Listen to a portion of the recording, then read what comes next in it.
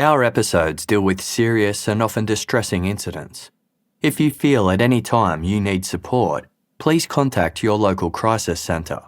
For suggested phone numbers for confidential support and for a more detailed list of content warnings, please see the show notes for this episode on your app or on our website. Today's episode involves crimes against children and won't be suitable for all listeners. At about 7:40 on the morning of Tuesday, December 21, 1982, Frank Church headed out of his home in Westbourne Grove, Northcote, and walked towards the front gate. The rubbish bins had gone out for collection the previous night, and Frank was going to bring his empty one in. As Frank exited his front gate, he noticed his next-door neighbour, Marion, standing on the footpath outside of her home. While Frank had resided on Westbourne Grove for the past 27 years, Marion and her 6-year-old daughter Bonnie were relative newcomers. They'd moved into the inner-city Melbourne street about 2 years ago. Although their Victorian terrace houses sat quite close to each other, the residential street was wide and fairly quiet. Frank didn't really know Marion or Bonnie except to exchange pleasantries whenever they bumped into one another. As soon as Marion spotted Frank, she called out to him, shouting, "Frank, Frank." As Frank looked at the young mother, he noticed how distraught her expression was and that her face was streaked with tears. Concerned, Frank approached Marion. As he neared her, she leaned into him, collapsing into his shoulder, and cried, "My baby is dead." "What do you mean your baby is dead?" Frank asked. Marion replied that her daughter Bonnie had been stabbed.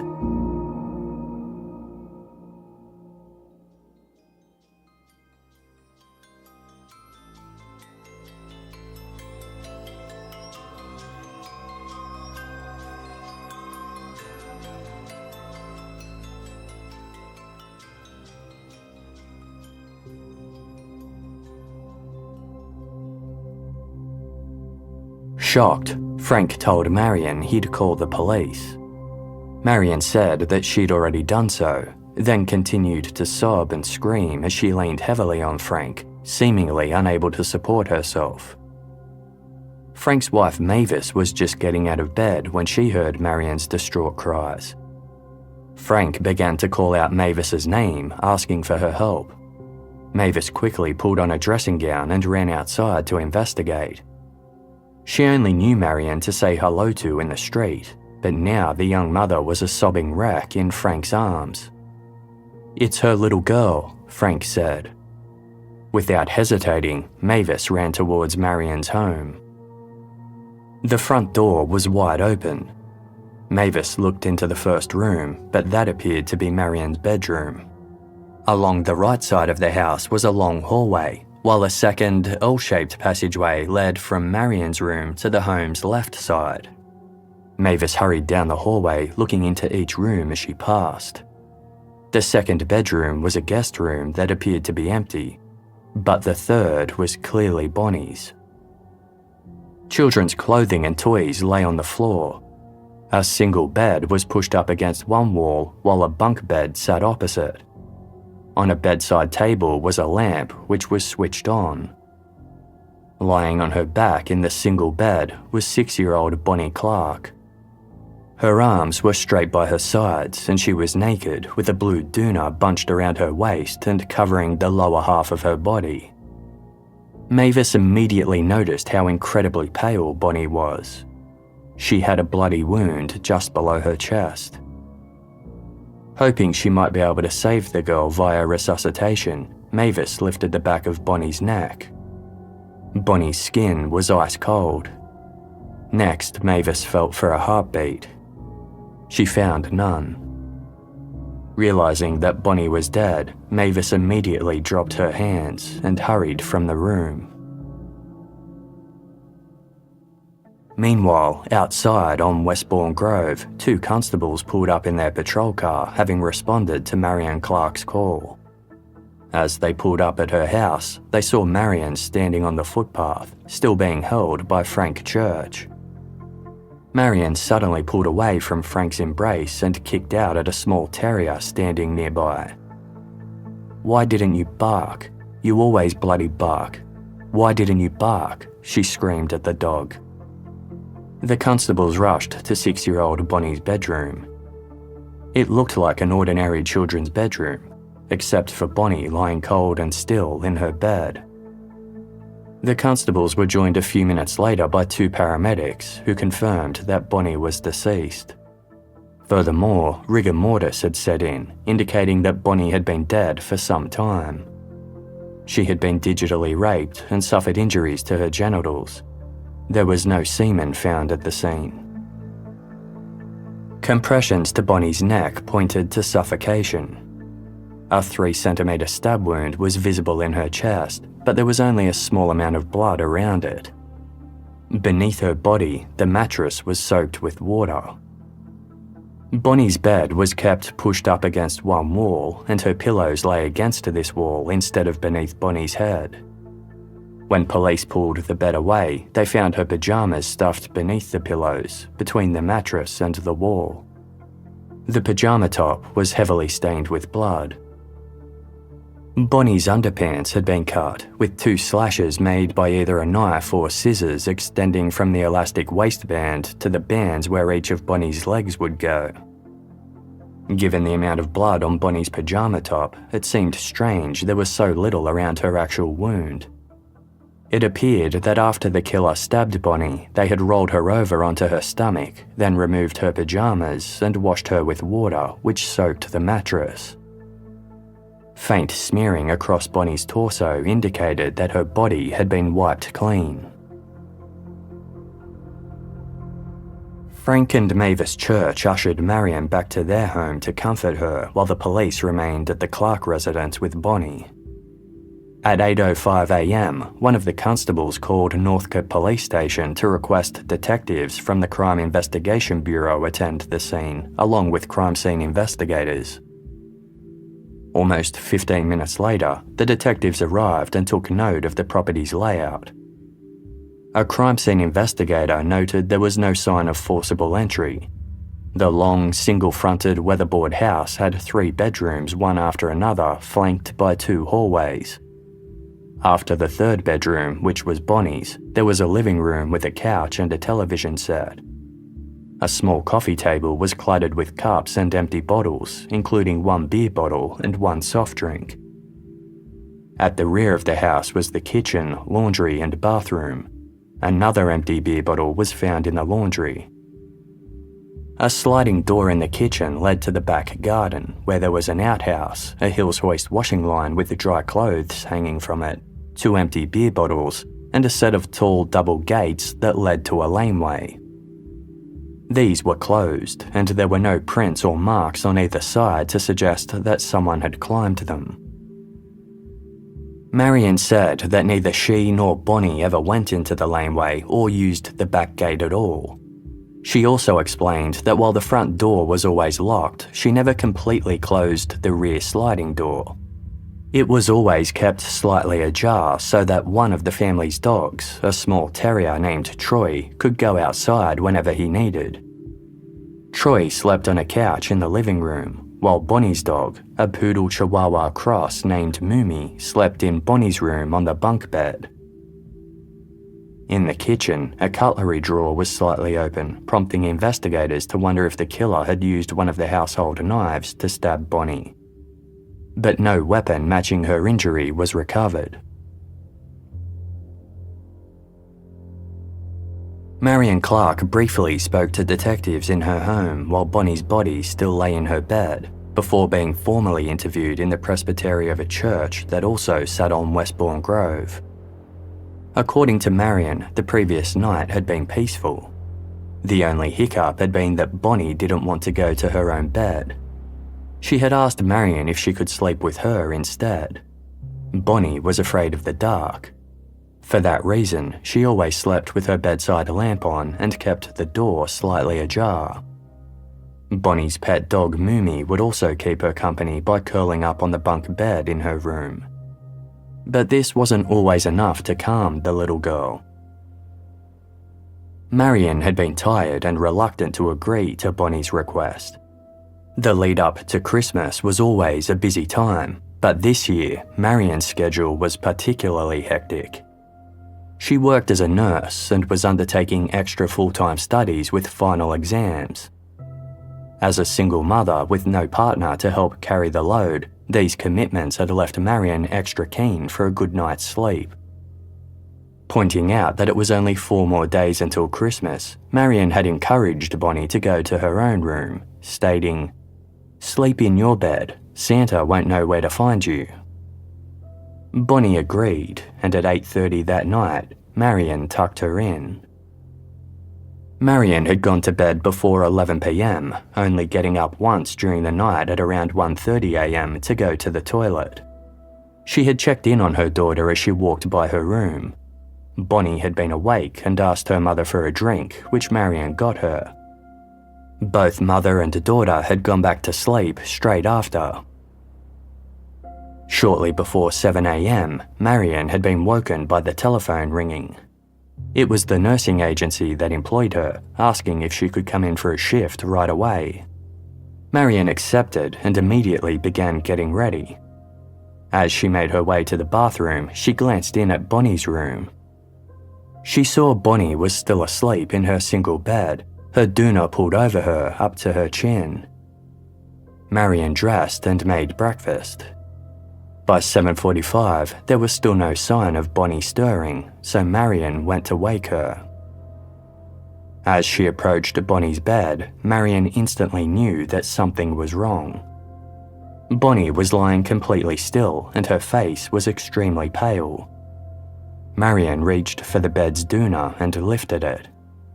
Underneath, Bonnie lay on her back, her arms beside her. She was naked. Her neck appeared bruised and there was a hole in her chest.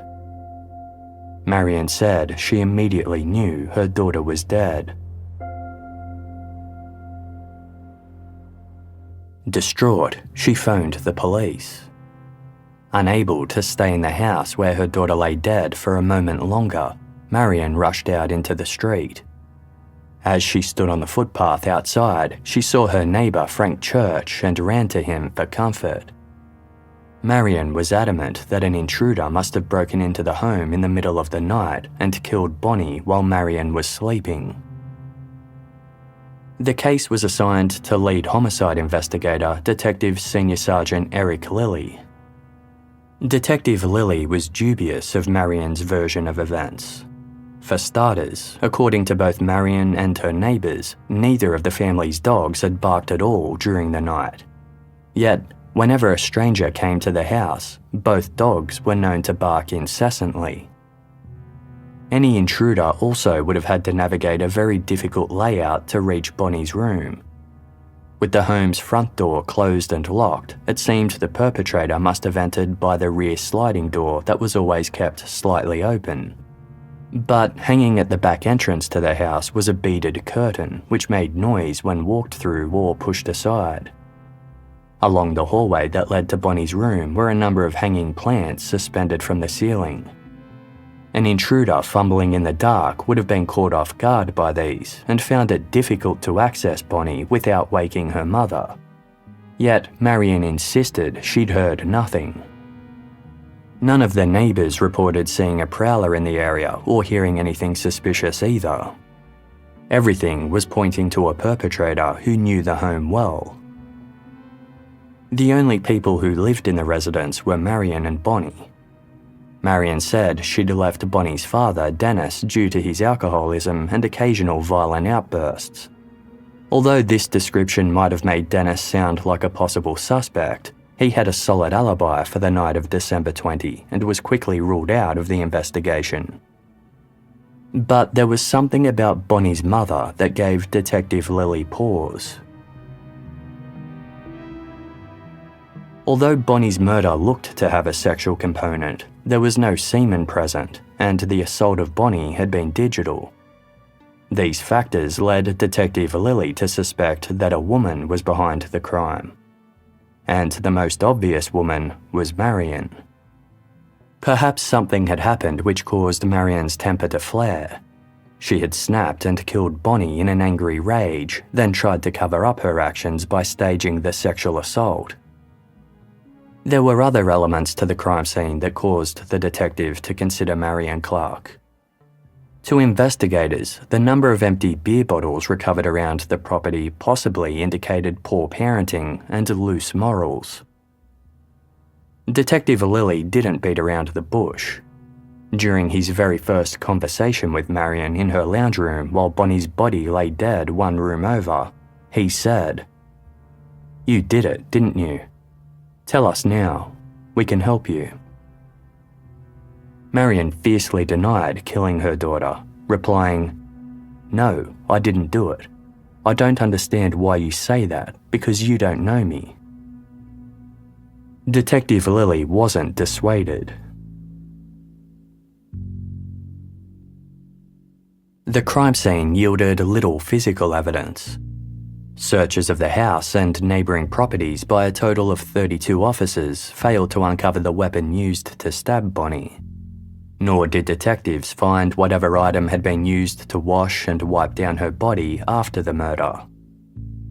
A white coat with a small bloodstain on it was found in a laundry and was initially thought to be important. But this was later ruled out as having nothing to do with the crime. The house and items within it were dusted for fingerprints. Everything came back as belonging to Marion Clarke, her daughter Bonnie, and two of Marion's acquaintances who were known to visit the home. There were no prints to indicate an unidentified offender. As Detective Lily dug deeper into the case, his suspicions against Marion grew stronger. While most who knew her described her as a loving mother, a couple said she could be physically and verbally abusive towards Bonnie. Marion also had a history of depression. She'd attributed this to a difficult period of adjustment she'd gone through after moving to Melbourne from country Victoria. However, she had recently made phone calls to a parents' helpline as she was finding single motherhood difficult. To Detective Lily, this hinted at someone who wasn't coping. He made several requests to interview Marion again, and she always obliged. Each time she spoke to him, he used an increasingly adamant and assertive tone. After interviewing Marion on 2 more occasions for a total of almost 5 hours, Detective Lily asked if she would be willing to be hypnotized. He suggested that this might reveal if there was something she was subconsciously hiding about the night of Bonnie's murder. Marion agreed, but then police were contacted by a solicitor that she had retained. Marion was withdrawing her consent and wouldn't be participating in the hypnotism session after all. This was clear proof to Detective Lily that Marion was guilty. But without any forensic evidence or a confession from his suspect, there was little more that he could do. In February 1983, 2 months after Bonnie's murder, a young reporter for the local Northcote Leader newspaper approached the suburb's homicide squad for a story. Journalist Erin Munro was writing an article about several unsolved murders in the area, and one of the cases he wanted to cover was that of Bonnie Clarke. Ian spoke with one of the Northcote detectives, but when he raised Bonnie's murder, he was reassured that there was no need to further publicise that case. The police already knew who was responsible. Yet months continued to pass with no breakthroughs. Occasionally, names of other possible suspects came up. Detective Lily interviewed at least one other individual in connection with Bonnie's murder, but this led nowhere, and he remained convinced of Marion Clarke's guilt. In February 1984, an inquest was held into Bonnie's murder. Detective Lily gave evidence, while Marion Clarke was absent. Her lawyer attended in her place. The coroner found that 6-year-old Bonnie Clarke had been killed by an unknown assailant. No recommendations were made that anyone be charged, and the case continued to languish.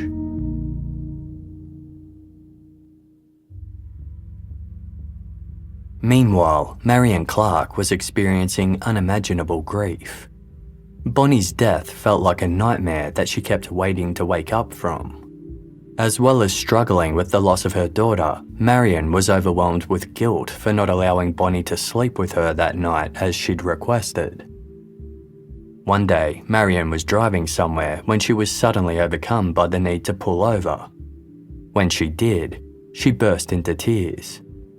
From that moment on, the loss of her daughter finally seemed real.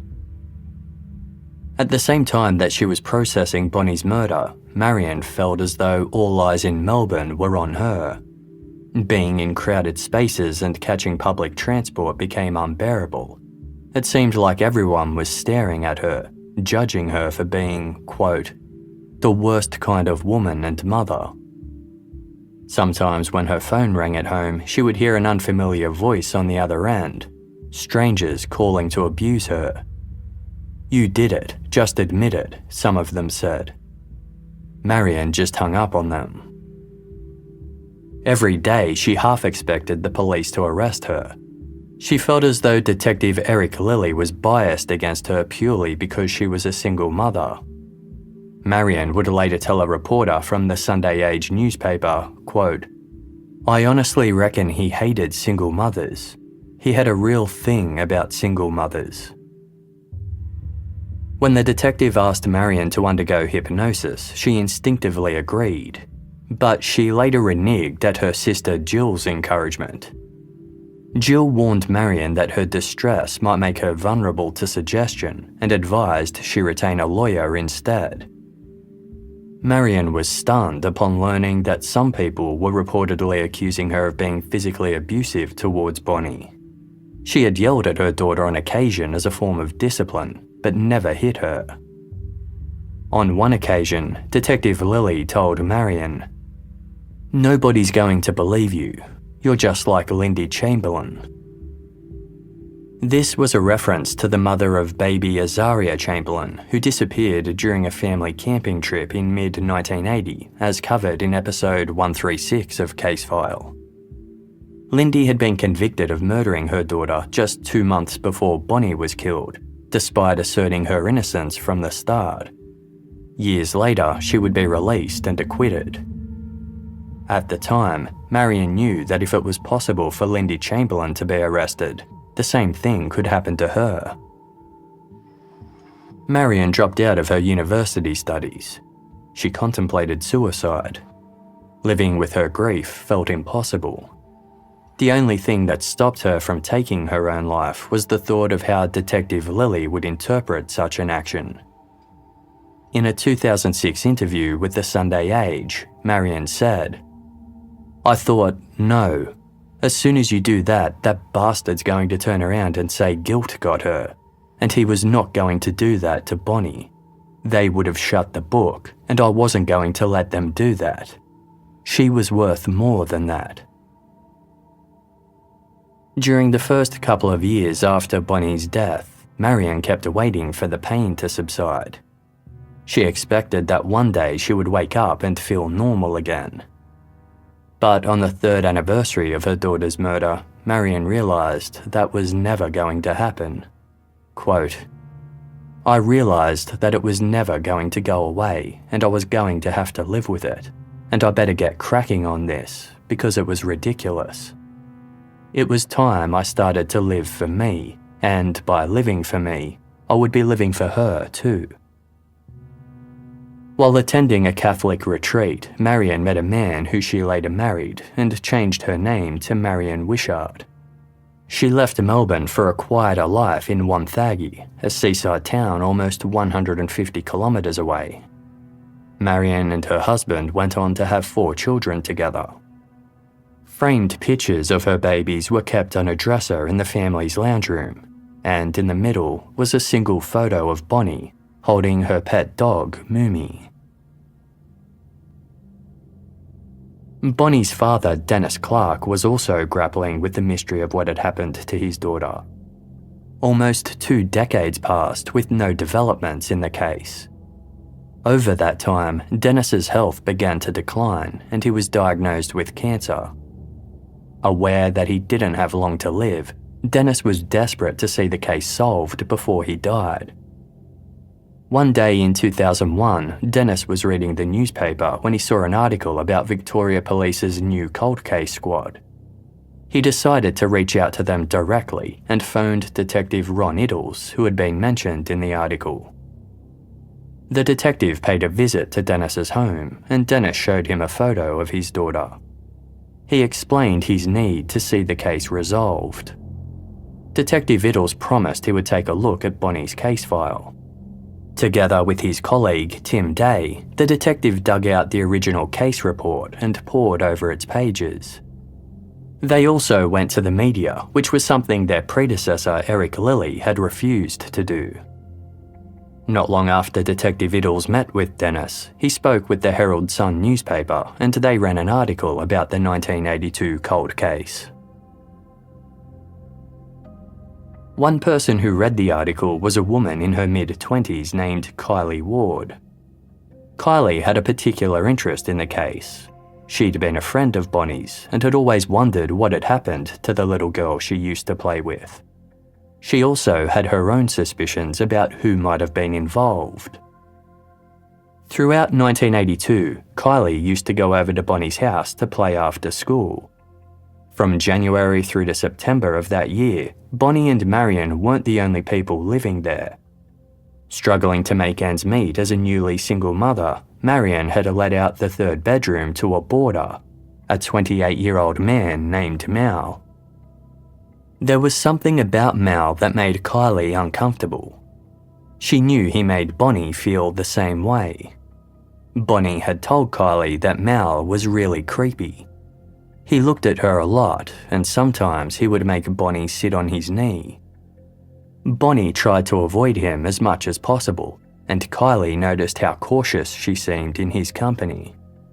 Even though Mal had moved out 3 months before Bonnie was killed, Kylie had never been able to shake the thought that he might have been the killer. After reading that Victoria Police were reinvestigating the case, Kylie reached out to the authorities to report what she knew. Case Detective Tim Day had been going over and over Bonnie's case file, but when he received Kylie Ward's tip-off, he couldn't remember reading about a boarder named Mal. After combing through the pages again, he finally came across the name, Mal Clarke, who was no relation to Bonnie Clarke or her family. He was the most recent of several boarders who'd resided with Marion and Bonnie and had left 3 months before Bonnie's murder. Mal had moved into the house next door for about a month before leaving for his parents' house in the nearby suburb of Brunswick because he couldn't afford the rent. It turned out that Kylie wasn't the only one who'd suspected him. Bonnie's mother, Marion, had mentioned him to Detective Eric Lilly immediately after the murder. She noted that he was the one other person who was as familiar with the home as she was. Because he had lived there for 9 months, both dogs knew him well and didn't bark at him. Mal knew the layout of the house and the family's routines. Mal had been spoken to by the original investigators. He'd said he had an alibi for the night in question. He'd been working at the cinema where he was employed as an assistant projectionist. The police in 1982 had ruled him out and gone back to the drawing board. Detective Tim Day decided to search the Criminal Records branch for any mention of a Mal Clarke. He couldn't find anything. The closest he could find was an offender named Joe Clarke, who had been convicted of 2 separate violent crimes committed in the years before and after Bonnie's murder. In June of 1980, Teresa Crow was a 22-year-old who loved to dance. A friendly, outgoing and vivacious young woman, one of her favourite things to do was go to a disco named Chase's in the inner-city Melbourne suburb of Paran. Teresa became a fixture at Chase's, which led to her meeting a wide circle of friends. She was something of a social butterfly, rushing from one group to the next and greeting those she knew with a big hug. On the afternoon of Thursday, June 19, 1980, Teresa visited her friend Zena at Zena's workplace and mentioned that she had an upcoming date at an expensive restaurant.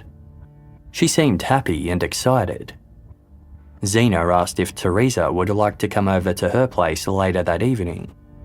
Teresa said she had to drop in at the pizza shop where she worked to see if they needed her that night. If they didn't, she would come over. When Teresa didn't show up that night, Zena assumed she was working.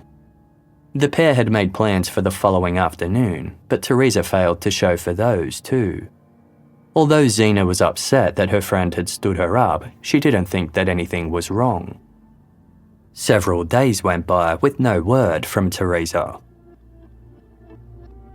Almost a week later, on Wednesday, June 25, Teresa's employer grew concerned when she didn't pick up her wages. Her landlord, Simon, was contacted and decided to go check on her. Teresa rented a small factory loft space just down the street from the Chasers disco she loved to go to. A few days earlier, Simon had left a letter that arrived for Teresa on the ladder that led to her apartment. As he approached the ladder to check on her now, he noticed the letter was still lying there, untouched. Simon climbed up to the trap door that led to Teresa's loft. He clambered into the apartment, which was a small, cluttered studio space. A few pictures hung from the brick walls. There was a television in one corner and a rack with Teresa's clothing in the other. Hanging from the middle of the room was a love seat-style couch suspended from the ceiling with ropes. And lying on the floor next to the couch was what looked like a mannequin, tightly swaddled in a white blanket. Simon approached the mannequin and lifted a corner of fabric that was covering its head. To his shock, the face underneath was real. Police were summoned. After photographing the scene, they carefully unwrapped Teresa Crow from the blanket. Underneath, she was completely naked with her arms folded across her chest. Whoever had killed her had carefully posed her before wrapping her like a mummy. There was a horseshoe-shaped cut to her left cheek, bruises to her neck, and a number of other small grazes, bite marks, and abrasions on her body. Most notable was a long, dark incision that stretched from her throat to her groin. It cut through all of Teresa's layers of skin. Judging from the lack of blood, this cut had been made post-mortem. An autopsy would indicate that the cause of death was asphyxiation. It was difficult for investigators to determine when exactly Teresa had been murdered. Her body showed very few signs of decomposition, even though she hadn't been seen for almost a week. However, the cold winter weather could have played a role in preserving her remains. There were some indications that Teresa had been attacked at night, just as she was readying for bed. Her face was clean of makeup, and the contact lenses she wore during the day were found in a container on a dresser. A nightie was lying on the floor near the swinging couch. Some cushions on the couch were crumpled, as though someone had been lying on them. There was also a semen stain. Investigators came up with a theory based on this evidence. One evening, shortly after Teresa was last seen, she was at home either in bed or preparing to sleep when someone showed up unexpectedly at her apartment. Teresa let the visitor in. He subsequently attacked and sexually assaulted her. Police believed the perpetrator had struck Teresa in the face with a solid object, causing the horseshoe-shaped cut to her face, then removed her nightie. He then pinned Teresa face down on the swinging couch. During the struggle, the attacker bit Teresa's back and she sustained several other bruises and grazes. Teresa's throat was also pressed tightly against one of the couch's wooden armrests, which ultimately caused her to asphyxiate. After Teresa died, her killer cut down the middle of her body for reasons unknown, then carefully wrapped her in a blanket. The bizarre mutilation and posing of Teresa's body prompted detectives to look into whether the killing could be occult-related. No evidence was found that confirmed this. Several hundred individuals were interviewed by investigators, and they looked into Teresa's personal relationships and social circles carefully. They couldn't find anything that pointed to a particular suspect. The case gradually went cold.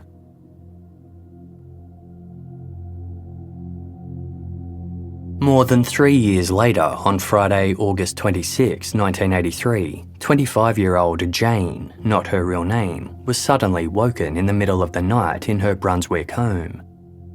She had heard a creaking sound just outside of her bedroom. It was the floorboards. It sounded as though someone was crawling along their hallway on their hands and knees. Jane was scared. Her husband was working the night shift at his job, and the noise was too heavy to be the couple's 5-year-old daughter who was asleep in her room. Jane reached for the rotary phone by her bed. As she picked up the receiver and began to dial for the police, she suddenly felt a huge weight as a large, heavy-set man pounced on top of her. He was holding a knife, which he stabbed into one of Jane's legs, causing a significant injury. Then he let go of the knife and wrapped a hand around her throat. He used his other hand to smother Jane's mouth, preventing her from screaming. Desperately fighting back, Jane bit down hard on the man's thumb. "Let my thumb go," he demanded. Jane ignored him, so he squeezed her throat. This prompted Jane to stop biting. Feeling more confident, the man warned her not to make any wrong moves, or he would kill her. The man pulled Jane down to lie on the floor with him and began to talk. He said he'd just escaped from prison and that 3 of his friends were waiting outside her home for him. The man told Jane that he'd cut off another woman's breasts. Then he demanded she remove her nightie. Jane didn't understand his request, as she had been sleeping naked and had nothing on. The man began to sexually assault her.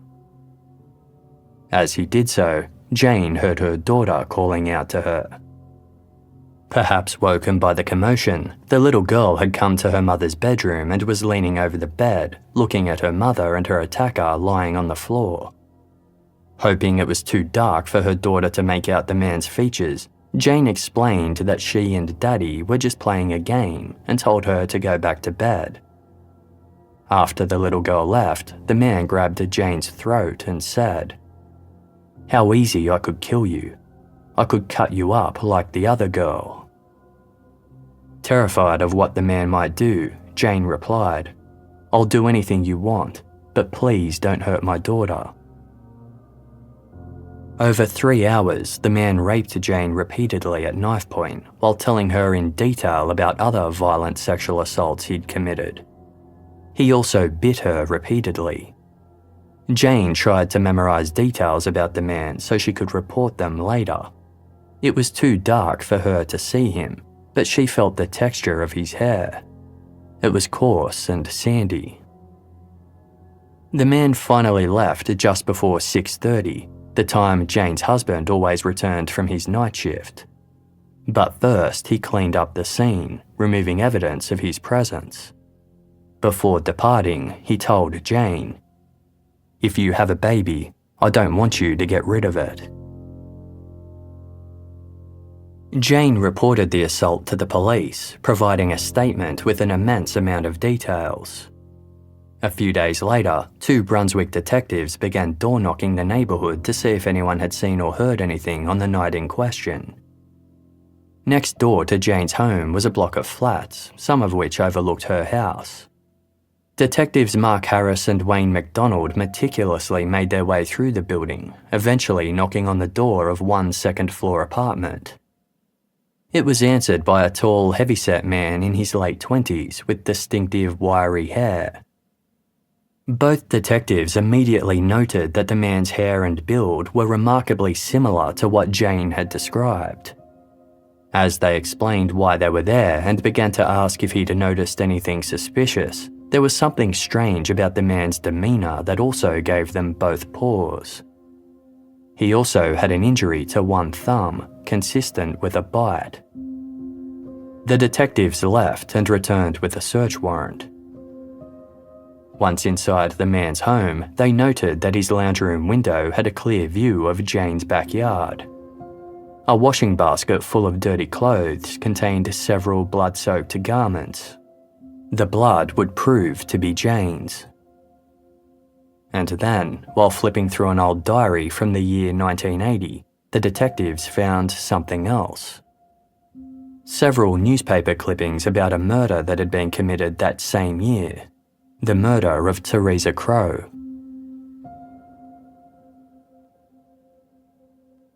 The man's name was Joe Clarke. He was arrested and taken to the local police station where he agreed to a medical examination. Following the examination, Clarke abruptly told Detective Mark Harris that he had something to tell him. He announced, quote, "You were right, it was me. I went next door and had sex with the woman." Clarke confessed that he'd been fantasizing about Jane for some time and had been watching her from his flat.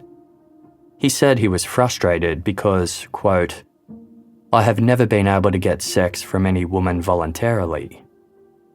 Sick of paying to see sex workers, he decided to attack Jane at a time when he knew her husband wouldn't be home.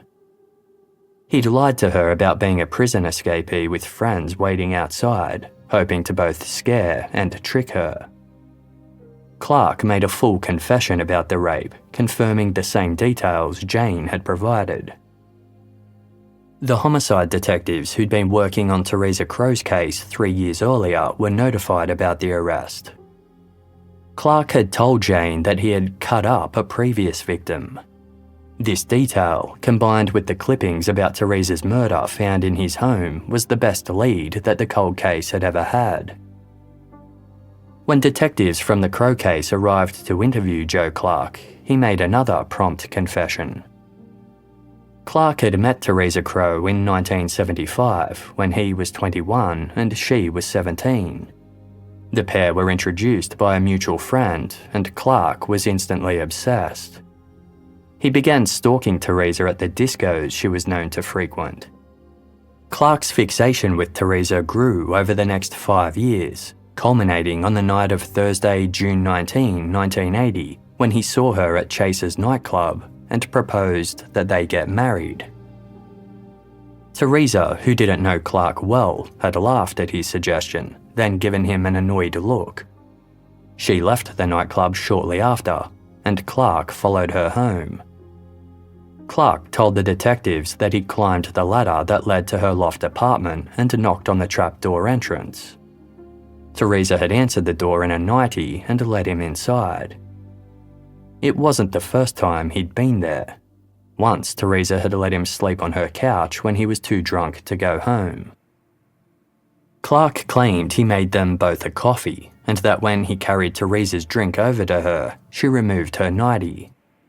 Then she lay face down on the swinging couch suspended from the ceiling, and he lay on top of her, still fully dressed. Clarke said he bit Teresa's back as part of a consensual sexual encounter. As he held her arms, she started to struggle. Clarke wanted to have sex with Teresa, but she refused, so instead he masturbated while lying on top of her before falling into a deep sleep. When he woke, still lying on Teresa, she was still and wasn't breathing. Panicked, Clarke moved her to the floor and tried mouth-to-mouth resuscitation. When this didn't work, he used a sharp piece of metal to mutilate Teresa's body in an attempt to throw police off, making the accidental death look like an occult sacrifice instead. Then he cleaned the apartment, locked the door behind him, and threw the key down a drain. The detectives didn't buy Joe Clarke's story for a second. They believed he'd attacked Teresa like he'd attacked Jane, removing her nightie himself, then sexually assaulting her after forcing her face down onto the couch. With his hand holding her head down against the arm of the couch, he had cut off her air supply, killing her. Joe Clarke was subsequently convicted of Teresa Crow's manslaughter and sentenced to 15 years, the longest manslaughter sentence ever imposed in the state of Victoria at that time. Clarke later appealed the severity of his sentence, and it was reduced to 9 years with a minimum of 7. For raping Jane, he was given an additional 4 years.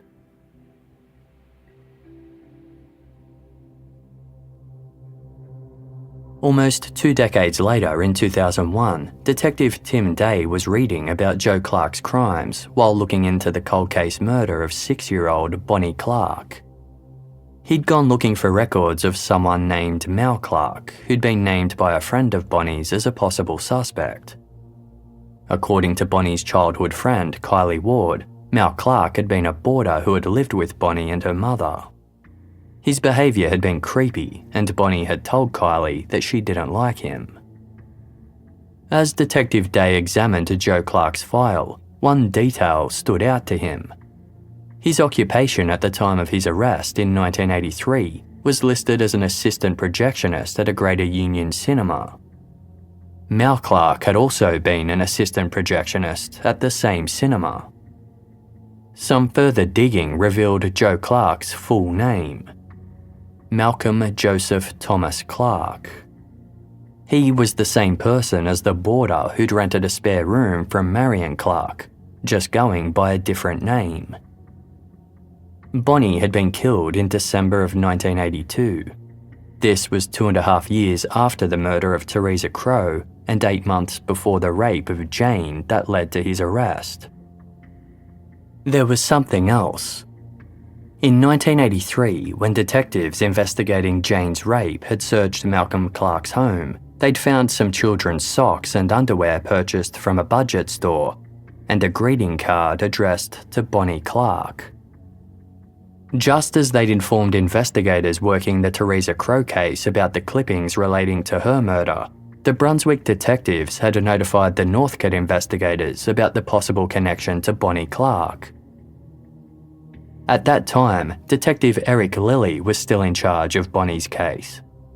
He'd briefly spoken to Malcolm Clarke shortly after Bonnie's murder, but had ruled him out as a suspect, convinced from the start that Bonnie's mother Marion was the killer. After hearing from his Brunswick colleagues, he agreed to meet with Clarke again. Clarke explained away the greeting card as something he'd written for Bonnie while she was still alive, but never got around to sending. And Marion Clarke couldn't say with any certainty that the children's underwear found in his home had belonged to Bonnie.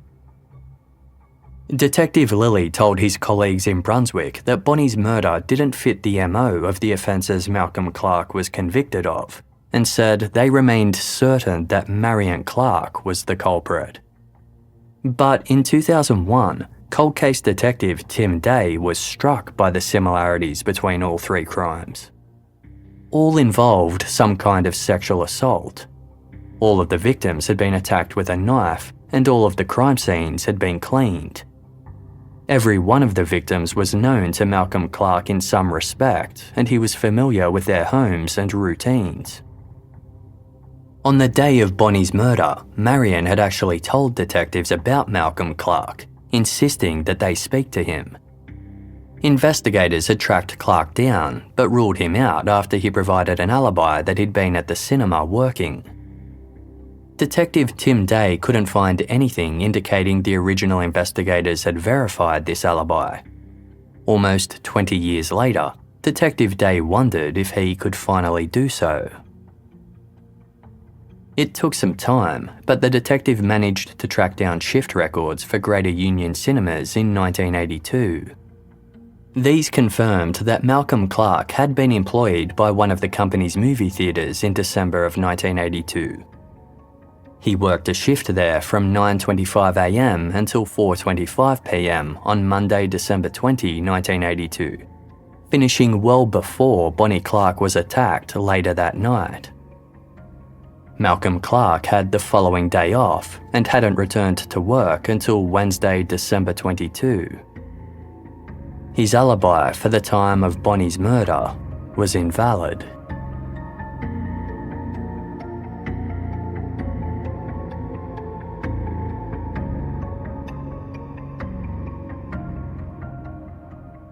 By early 2002, Malcolm Joseph Thomas Clarke was a free man.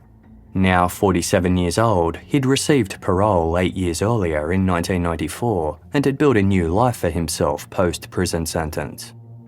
He was working as a personal care attendant, had gotten engaged to a girlfriend, and spent his spare time exploring his passions and hobbies. Clarke was a train enthusiast and had a particular interest in Puffing Billy, a narrow-gauge heritage railway that winds through the foothills of Victoria's Dandenong Ranges. It opened in 1900 and is one of the most popular steam heritage railways in the world today. Beginning in the town of Belgrave and terminating in Gembrook, Puffing Billy attracts families and tourists from Australia and all over the world.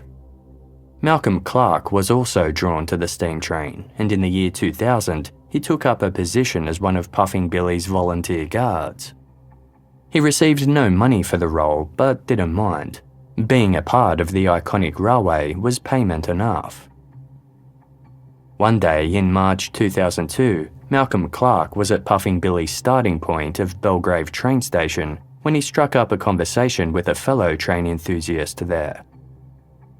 Phil was a tough-looking character who looked like an aging bikie, but he was as passionate about Puffing Billy as Clarke was. The two men hit it off, and over the next couple of months, they built a friendship. It soon became evident that Phil was part of a gang that was involved in organised crime.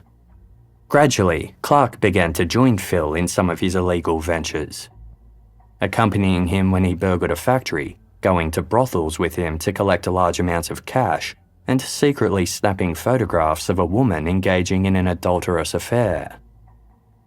On Friday, May 17, 2002, Phil took Clarke to a hotel lounge where a number of his criminal associates were gathered.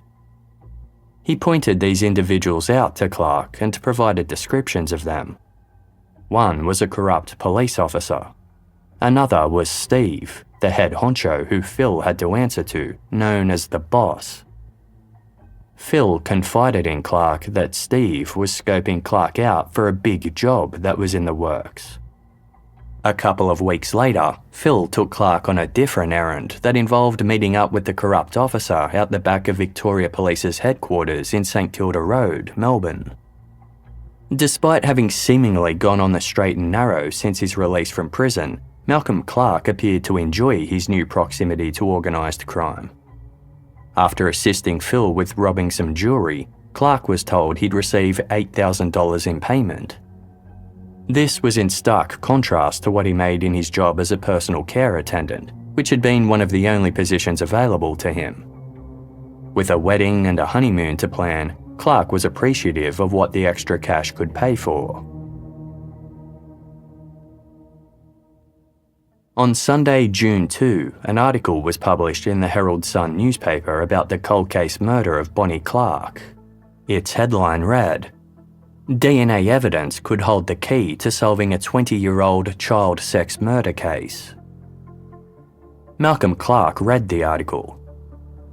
It was a follow-up to a story about the case that had run the previous year, and it featured brand new information.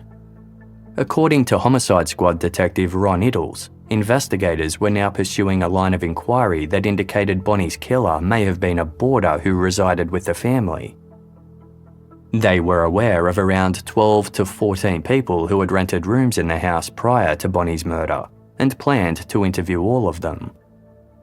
Thanks to recent breakthroughs in DNA technology, they were hopeful of identifying the perpetrator through some hair samples, cigarette butts, and fingernail scrapings that had been saved from the crime scene. The following evening, Malcolm Clarke returned home to find a calling card had been left at his residence. It belonged to Detective Iddles. He'd paid a visit while Clarke was at work and left a message with his fiancée, Lynn. He wanted Clarke to come down to the station for DNA and polygraph testing. This news sent Clarke into a panic. He phoned his friend Phil right away. After telling Phil about the situation, Clarke assured him, "I can tell you I had nothing to do with it." Phil didn't seem fazed by the revelation that his new friend might be a suspect in a child murder case. He told Clarke, quote, "If you have done it, I don't give a rat's ass, but we have got to know the full story so we can put wheels into motion. What's the polygraph going to say? Have you got anything to hide?" Clarke insisted that he didn't. "If you have, we can make it go away," Phil added. Clarke continued to deny any involvement in the crime, but Phil was persistent. He told Clarke that he could help him get rid of the issue due to his connections in Victoria Police, but only if Clarke was completely honest. "I have just got my life worked out, getting my interests back," Clarke complained. "I never expected this to turn up. You have got no idea how I am feeling at the moment." The following day, Clarke opened up to Phil some more about how he'd been a boarder in Bonnie Clarke's home and had stayed in touch with the little girl even after moving out. When he'd briefly rented a room in the house next door to Bonnie, he'd sometimes chat to her mother Marion over the fence. Clarke claimed that sometimes Bonnie would be home alone, which made her scared. On those occasions, he invited her in and she would sit in a beanbag and watch television for a while before heading back home upon Marion's return. Clarke said he hadn't seen Bonnie after he moved back in with his parents in October of 1982. 2 months later, on December 21, he'd been at home watching the news when he saw a broadcast about Bonnie's murder the night before. That was the first he knew of Bonnie being harmed. Phil said that if Clarke was now a suspect, then he wanted to help him. He cared about Clarke and enjoyed working with him. But the problem was, word had already gotten back to Steve, the boss, that Clarke might be in trouble. Steve needed this matter resolved, and in order for that to happen, Phil needed all of the information so he could help Clarke beat a police polygraph test. If Clarke wasn't being completely honest about the situation, Steve would abandon him without a second thought, and Clarke wouldn't receive the $8,000 from the jewelry heist that was still being held for him. A couple of days later, Phil took Malcolm Clarke to meet with Steve for an official job interview at a hotel in Crown Casino in Melbourne's CBD. The pair went into a private suite where Steve and another associate were waiting for them. Clarke sat down on a couch in front of a low coffee table, while Steve sat opposite. Steve greeted Clarke and Phil, then quickly got down to business. He was eager to have Clarke join them, but only if he could trust him 100%. Being part of their gang would be highly lucrative for Clarke. He could quit his low-paying job and earn enough money to buy his own train if he wanted. The only problem was that homicide investigators were now looking at Clarke as the #1 suspect in the 1982 murder of a 6-year-old girl. Steve told Clarke that he couldn't have any more police heat on him if he tried, stating, "You, at the moment, are fucking red hot, right?" He produced a document for Clarke to look at. It was a 3-page confidential police report, stamped with the Victoria Police seal and dated May 15, 2002, less than 1 month earlier. Clarke scanned the document's pages. They detailed the latest status of the Bonnie Clarke investigation and how it seemed police finally had the suspect's DNA via some items recovered at the crime scene. Now they just needed a sample of Clarke's DNA to compare. Steve told Clarke that detectives could force him to provide a sample via a court order, but Steve's corrupt police connections could make the matter go away entirely. It would cost $5,000, which Steve was willing to pay, but only if Clarke told him everything. "I am telling you, this is not going to go away," Steve said. "You can deny it till the cows come home. I can't have you hanging around with us. You can see why, can't you?" "Yes," Clarke replied. He was silent for a long time, then he finally began to speak. "Fucking hell. It was an accident she died." Malcolm Clarke told Steve that late on the night of Monday, December 20, 1982, he had been out drinking at a pub in Brunswick. For some reason, he'd drunkenly decided to go to the home of Marion Clarke to, quote, play with Bonnie. He left the pub and either walked to Marion's house in Northcote or caught a tram there. Very familiar with the area, he walked down the laneway that sat at the rear of the property and clambered over the fence into the backyard. Clarke entered via the house's rear sliding door and headed up the passageway to Bonnie's bedroom. Her bedside lamp was on, and her small pet dog was sleeping on the top bunk across from Bonnie's single bed. Clarke walked over to where Bonnie lay sleeping and began to sexually assault her. She woke and opened her mouth to scream, but Clarke grabbed a pillow and pressed it over her face. He used his other arm to pin her down. Bonnie raised a hand in protest, but eventually her arm went limp and fell back down. This caused Clarke to panic. He claimed he hadn't wanted to kill Bonnie, he just wanted to keep her quiet. Clarke happened to have a small carving knife which he said he carried for protection due to issues with some local youths. He told Steve that when Bonnie went still, he impulsively stabbed her. Quote, I think I may have had the knife and I think I may have just shoved it into the side of her chest wall. When the wound didn't spurt blood upwards, Clarke believed this confirmed Bonnie was already dead when he stabbed her. Clarke claimed he hadn't undressed Bonnie, but he had cleaned up with a cloth or towel which he took with him afterwards. Then he pulled her bedding up over her body up to her chin before fleeing out the back. In all, he estimated he had only been in the house for about 10 to 15 minutes. He washed his clothes the next day and eventually threw away his shoes, but couldn't remember what he did with the knife. It had a sheath that he was worried he may have left behind. Perhaps the DNA had come from that, Clarke speculated, or maybe from his saliva. He knew that no semen was left at the scene. Prior to the DNA revelation, Clarke had been confident that he'd never be suspected, as he had never done anything to Bonnie prior to that night.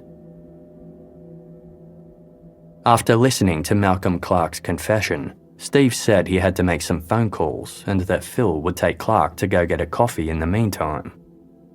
Clarke and Phil got back into Phil's car. As they drove, Phil told Clarke that he had to collect something from the corrupt police officer they knew. He began heading towards the police headquarters in St Kilda Road, driving to the rear of the building as he'd done previously. Already standing there, waiting to arrest Malcolm Clarke, were detectives Tim Day and Ron Iddles. After Detective Day's digging the previous year left him convinced that Malcolm Clarke was the prime suspect in Bonnie Clarke's murder, he began to push for an undercover operation. The Canadian model, or Mr. Big, was the name given to a practice in which undercover detectives trick suspects into confessing to their crimes by recruiting them into fake gangs. The procedure was originally developed by the Royal Canadian Mounted Police, or RCMP, during the 1960s, and it eventually made its way to law enforcement agencies in other countries, including Australia.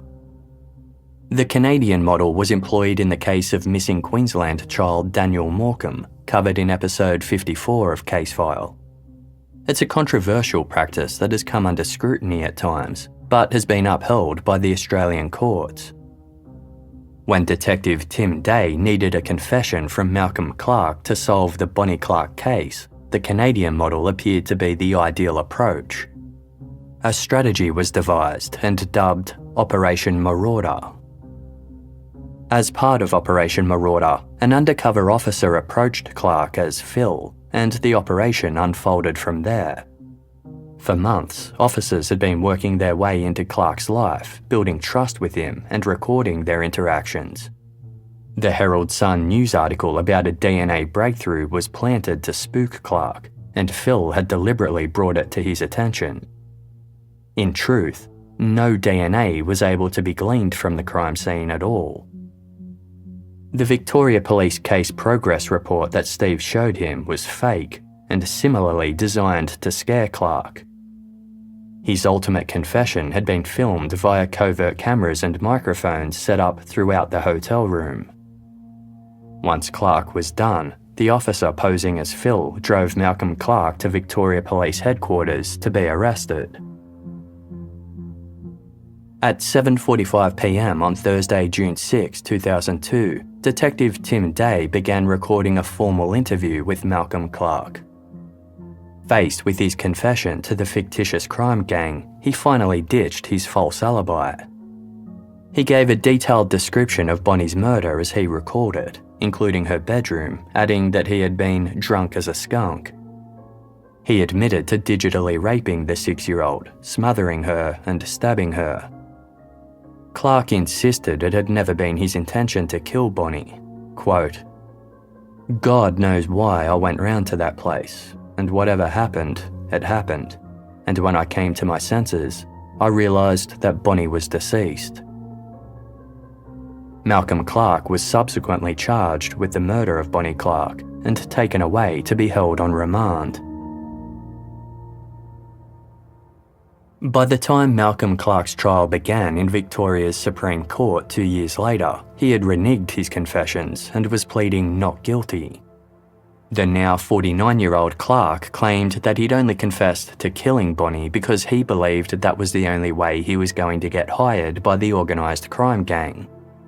When the undercover officer he knew as Phil took him to police headquarters and he was arrested and interviewed there, Clarke thought this was an extension of his hotel room confession. His lawyer argued that Clarke had believed detectives Ron Iddles and Tim Day were corrupt officers on the gang's payroll. Not appreciating the reality of the situation, he kept up the charade instead of requesting a lawyer and maintaining his right to silence. To support their argument that Clarke had made a false confession, his defence pointed to some discrepancies between his statement and the crime scene. Clarke had claimed he'd left Bonnie fully dressed in her pyjamas, but she was found naked with her pyjamas wedged between her bed and the wall. Clarke said he'd smothered Bonnie, yet there were bruises on her neck that indicated strangulation or that she'd been grabbed roughly. The defence argued that Clarke was able to provide some correct details due to his familiarity with the victim's house and reports he'd heard in the news. However, the prosecution pointed to details that were withheld from the media that Clarke had correctly described.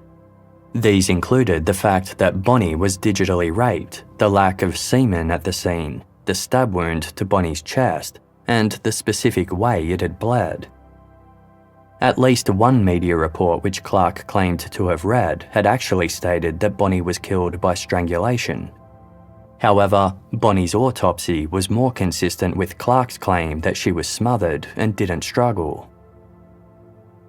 Under cross-examination, Clarke amended his story somewhat, claiming the information he'd cited had actually come from conversations he'd had with detectives 20 years earlier while incarcerated for his previous crimes. He named the case's original lead investigator, Detective Eric Lilly, as one of these detectives, and said there were others he didn't want to name. Detective Lilly did briefly speak to Clarke following his 1983 arrest, but no report of this interview was made, and Clarke wasn't asked to provide a formal statement. The prosecution suggested that any discrepancies between Clarke's confession and the crime scene were down to Clarke forgetting some details due to the passage of time. His claim that he'd believed he was still talking to gang members was impossible, due to the detectives explaining that they were from the homicide squad and cautioning him before commencing their interview. The jury of 9 men and 3 women weren't told about Malcolm Clarke's previous convictions for manslaughter and rape. They heard nothing about his prior victims or the similarities between their cases and Bonnie's. On Thursday, June 17, 2004, the jury delivered their verdict: guilty. Malcolm Clarke was sentenced to life in prison with a minimum of 25 years. After learning his fate, Clarke turned around to look at the public gallery. He found Detective Tim Day and one of his undercover officers amongst the crowd and glared at them with an enraged expression, mouthing silent threats. They stared straight back at him in reply.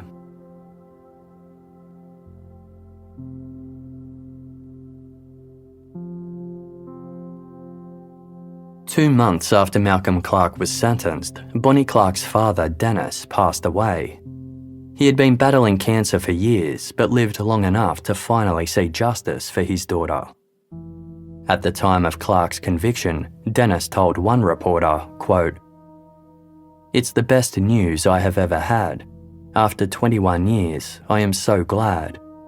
I just think I'll get on with my life a lot better and not look at everyone and say, 'This isn't the person.' Now I know." For Bonnie's mother, Marion Wishart, Clarke's conviction was particularly gratifying. As well as knowing her child's killer was finally being held accountable, Marion was freed from the suspicion that dogged her ever since the original investigators set their sights on her. In the years prior to the cold case team taking up Bonnie's case, police officers had occasionally called Marion to check in.